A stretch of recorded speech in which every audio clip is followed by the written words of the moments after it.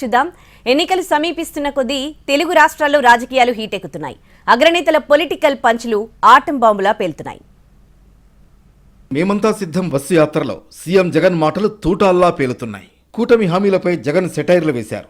మోసాలు చేసేవాళ్లను నమ్మొద్దన్న Jagan super 6, super 7 అని మభ్యపెడుతున్నారని అన్నారు. చంద్రబాబు హామీలు నెరవేర్చాలంటే 1,40,000 కోట్లు కావాలని, అది అసాధ్యమని చెప్పారు సీఎం జగన్.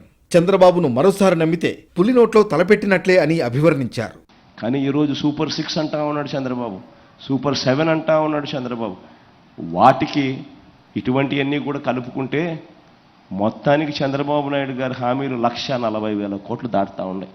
అంటే జగన్ పూర్తిగా వ్యవస్థను పూర్తిగా ఎటువంటి కరప్షను లేకుండా, ఎటువంటి వివక్ష లేకుండా 70,000 కోట్ల రూపాయలు ఖర్చు చేసే పరిస్థితి జగన్కే చాలా కష్టంగా ఉంటే, ఆయన సునాయాసంగా నోట్లో నుంచి చెప్పేటి అబద్ధాలే కదా అని 1,40,000 కోట్ల రూపాయల గురించి చెప్తా ఉన్నాడు అని అంటే ఇక దాని అర్థం ఏమిటి?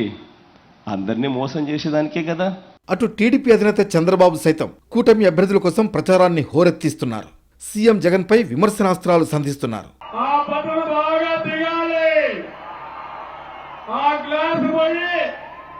జగన్మోహన్ రెడ్డి గుండెల్లో నాటుకోవాలి.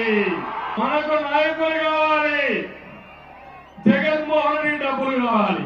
జగన్మోహన్ రెడ్డి గంజాయి బ్యాచ్ కావాలి, బ్లేడ్ బ్యాచ్ కావాలి, గొడ్డలు పట్టుకొని తిరిగే వాళ్ళు కావాలి.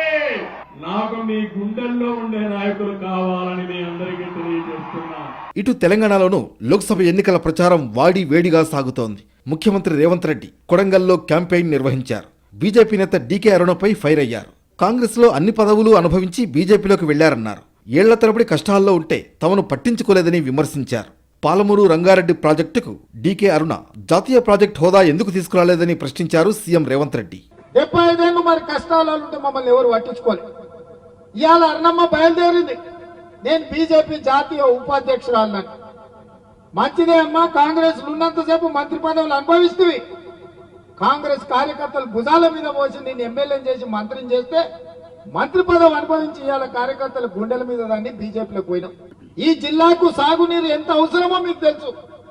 నరేంద్ర మోడీ 10 ఏళ్లు ప్రధానమంత్రిగా ఉంటే పాలమూరు రంగారెడ్డి ఎత్తిపోతల పథకానికి జాతీయ ప్రాజెక్టు తేలేదు. కానీ నువ్వు భారతీయ జనతా పార్టీలో జాతీయ ఉపాధ్యక్షురాలు పదవి తెచ్చుకున్నావు.